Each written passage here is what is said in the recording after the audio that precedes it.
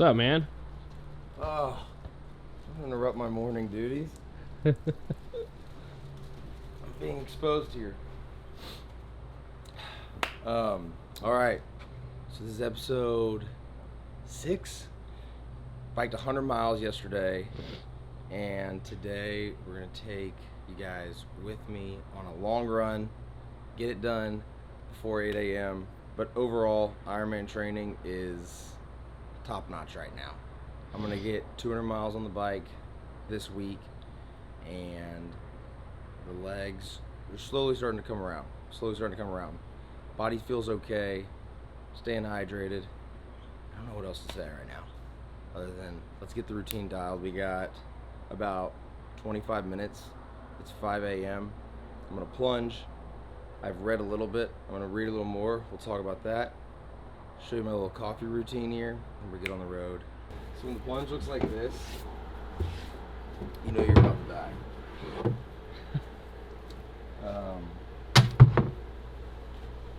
I need it. I was debating whether I'm gonna go just legs, because my legs are fried from that ride, but should probably do the full thing.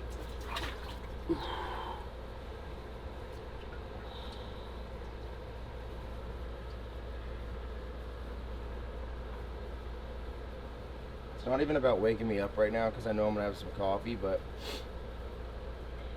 just like a minute or two in this thing will just get all the bad rust from yesterday's pounding off my body. There's also been a massive rat that runs down this little alley right here at 5 a.m. Oh, it's like this big. So that's a rat trap. That's a rat trap. And he freaking, I've never trapped rats before, but apparently you need to like stick these things into the ground so they can't move, because I've seen the rat drag the rat trap and it's sticky, and he freaking has a hole here, and he just takes off. So I'm trying to catch that rat. I just want to befriend him. I don't want to kill him. All right, I'm going down. I'm going down, and I'm getting out.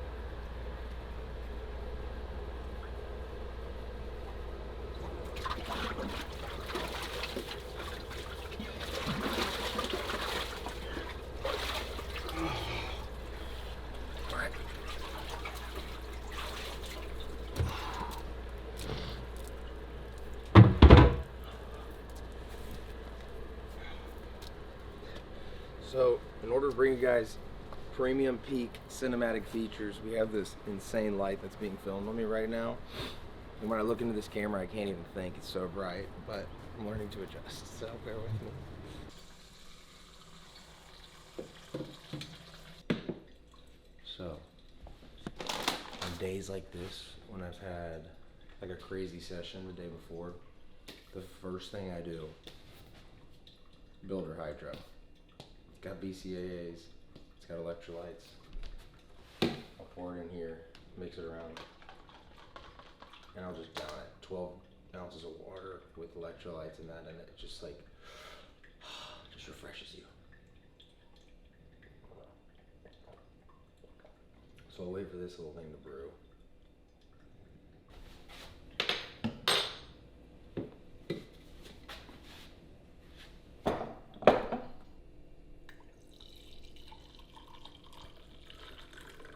So, perspective, everything, flipped me this morning.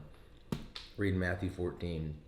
What if I told you a man was in the middle of the desert with a bunch of people, 5,000, and they had 3 loaves of bread, 5 loaves of bread, and a couple fish. And then he was able to feed all those people with that food. That sounds crazy. It sounds crazy to me.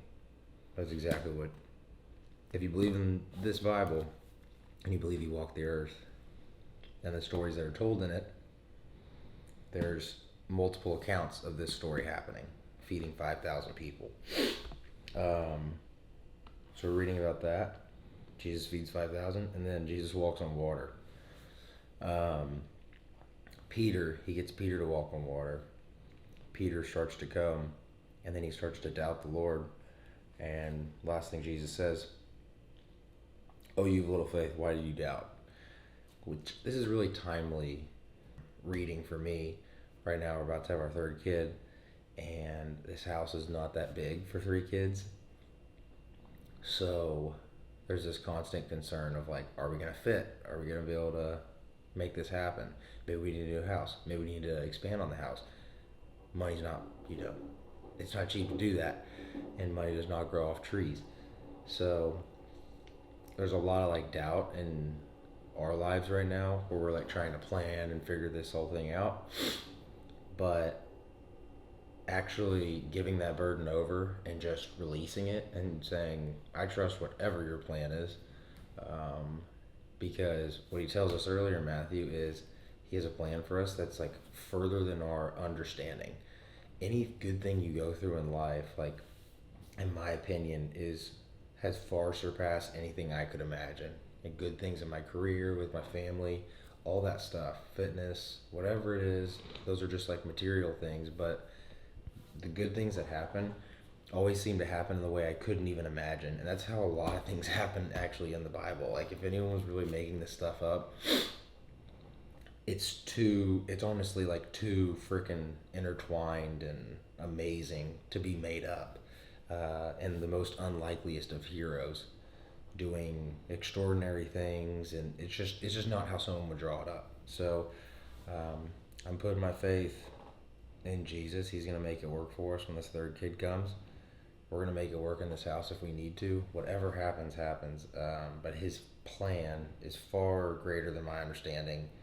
If he's able to feed 5,000 with 2 fish and 5 loaves of bread, and walk on water, I'm gonna trust that guy. So, pretty timely reading for me today. So the objective today, at least 10 miles. The goal, 16. We're gonna get 16 miles in today. That's after a big bike yesterday. We're training right there. 5:15 bike split, 3:30 run split. So yeah, that right there on the mirror is what I look at every time I'm riding the stationary bike. 5:15 bike split, 3:30 marathon. If I can beat both those times in a race, those are big asks. But if I can beat both those times, a sub 10 Ironman is achievable. I think I can do it. I might sound crazy, but it's doable. Yesterday I was riding at 20 miles an hour for 5 hours, and I honestly felt great. So if I was able to do that in a race, that's like a 5:40, 5:30, I don't know. Is that 5:30 bike split? 5:35. But I felt like I had a lot more in the tank. So watch out, Ironman California. The teardrops for me always go first. In every Ironman or High Rocks 100 miler, when I start to cramp up, the first thing to go is my little teardrop inner quads. So I really try and, as much as it hurts. And then this one right here is fun. This is really good for the hips. So again, this came from my guy at Stretch Lab. He was like, flex the foot, put the other one down, and come around.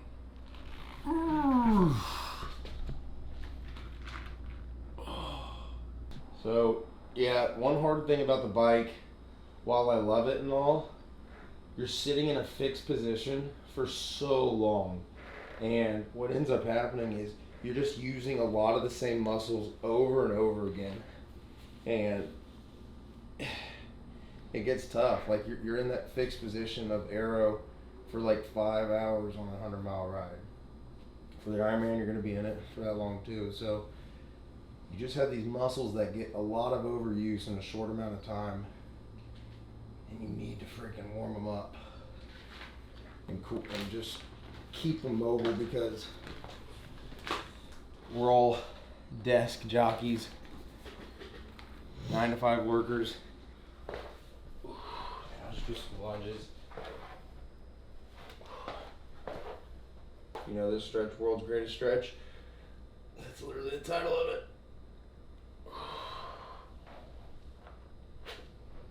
So, Facebook find of the century. I know you guys are probably like, dude, you're in debt. You buy so much crap off Facebook.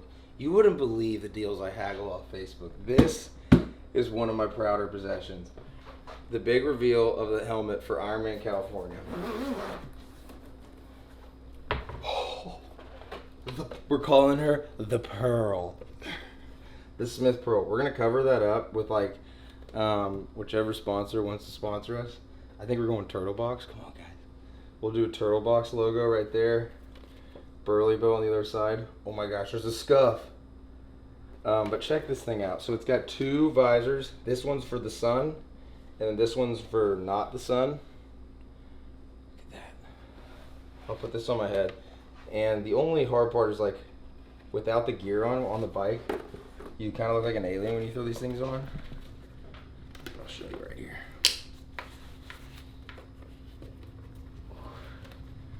Oh my gosh. If this doesn't shout 515 bike split, I don't know what does. Look at this thing. So you'd be amazed. If you go on Facebook, you're gonna go look for your own aero bike helmet. You're gonna find that a lot of these bikes don't have vents, or helmets don't have vents at the top. That's a huge, huge problem that no one talks about. When you're riding like this, all the heat is trying to escape your body, and it gets trapped in this helmet, and then you just start drenching in sweat, your goggles fog up, everything's terrible. This thing is elite. This is a like $500 helmet, and I got it for $220. That's a lot of money, but the resale value, priceless. So I'm sitting in this thing the whole time. It's pretty nice. It's pretty nice. Drinking bottles. I'm gonna be fast. The objective is just to make it, if you watch those old videos of Lance Armstrong doing time trials, it's just, you're just a bullet. So we'll see. We're gonna go maybe test it in a wind tunnel in a couple weeks. I'm trying to get in on one down the road, about an hour out. So that would be sick footage. Aerospace engineering, Texas A&M, holler at me. But yeah. Ugh. Speed, baby. We're getting all the watts. We're buying all the watts. Look at these things also. Shout out to Shimano. They are clear right now. When the sun comes up, they turn into polarized glasses. Transitions lenses. So sick. Also, some extra caffeine. Shout out to the fellas. Protect. One Martin gel. This thing's been sitting in my garage for over a year. It's from the last Ironman I did. So high stakes come with high rewards, right? We're gonna see if I don't throw up or gels expire. I've had bad experiences and good experiences, but how sick are these glasses? If you saw this coming at you, like on a bike, would you think, God, that guy's gonna do a 5:15 bike split? That guy's a sub 10 hour Ironman. This is always a precious time. Riding to, like you're about to go to war. You're not really about to go to war today. This is like a nice run. I don't play music until I actually get there, and I'll pick like one song, and I'll get to the stop sign and I'll like pick it. And today, I actually already know what it's going to be. And oh, y'all are in for a great surprise. When I walk through the door, my eyes away. Real talk, one thing that used to really help me, like a lot of people ask why I don't train with music, why I don't listen to headphones, and like I have a bunch of reasons for it. I think one way I was turned off of it though is when I started running, my buddy Hunter told me, if you want to get to be a better runner, listen to a metronome. I was like, that sounds miserable. And then I did it. And I did it for like 90 days straight. Every run I went on, I listened to a metronome at 180 beats per minute, and I realized how slow my cadence was with running, and just by picking up my cadence, how much faster I could get. And I would listen to this left, right, left, right, left, right, left, right, left, right, left, right, for insane periods of time. On a treadmill, sweating, drenched, but I'd always make sure my feet were just 2, 3, 4, 1, 2, 3, 4. And it made me so much faster. Very easy tip, because your body will start to figure out how to hit that cadence, and your natural running posture and position will improve right away. Your hips will go forward. You won't overextend your legs or heel strike as much because your feet are having to hit the ground so frequently. So it'll be more of a pitter-patter, efficient motion. Back to the whole headphones thing.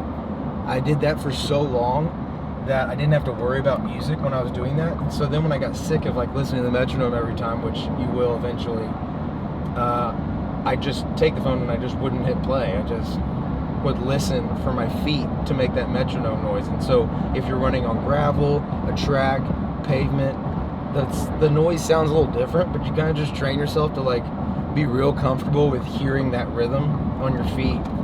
And you get really good at knowing when you're slowing down or, you know, your cadence is off. And it's honestly like a great hack. Heard a pin drop when I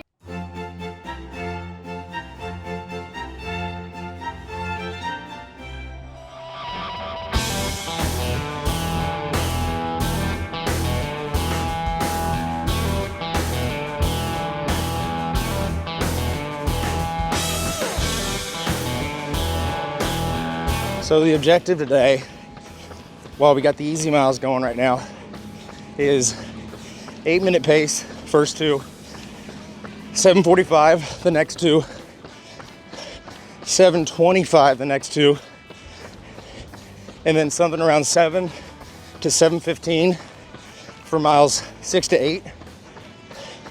And then we go all out burnout, under 7-minute pace for the last two.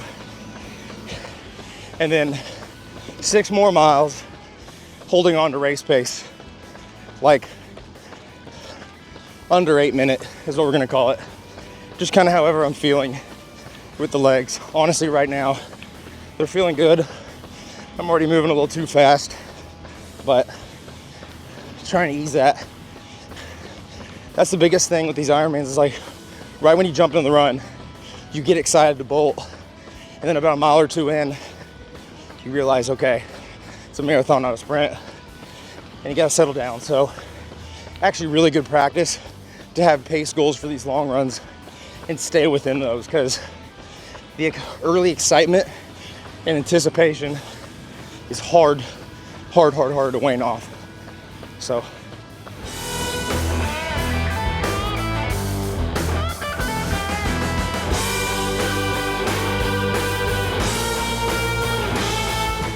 All right, so we're floating at like a 7:15 pace, 6 miles in, feeling fantastic. I honestly just whole time want to run harder. So I know that if in the middle of the race, if I get to do the bike and then go take a 9-hour sleep, really a 7-hour sleep, and have a steak, I'll wake up the next morning and feel good for a run. But unfortunately, that's not how it works. But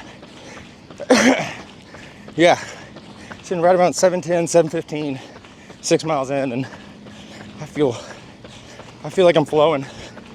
The stretching in the morning, while I hate doing it, it works. Not too hot of a morning.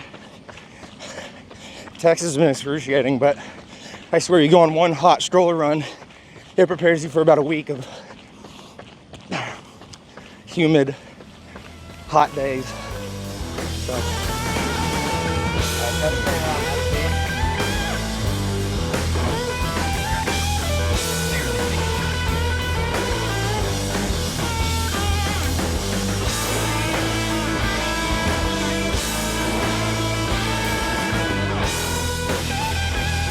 we'll do this quick. We got a car. Final mile. We're sitting at a 7-minute pace. Still under 170 heart rate, so I'm happy with that. Overall though, great run. Feeling legs are way faster than I think they'd be, so I'm good. Over a half marathon down in the morning. Let's finish strong. All right, that felt extremely strong.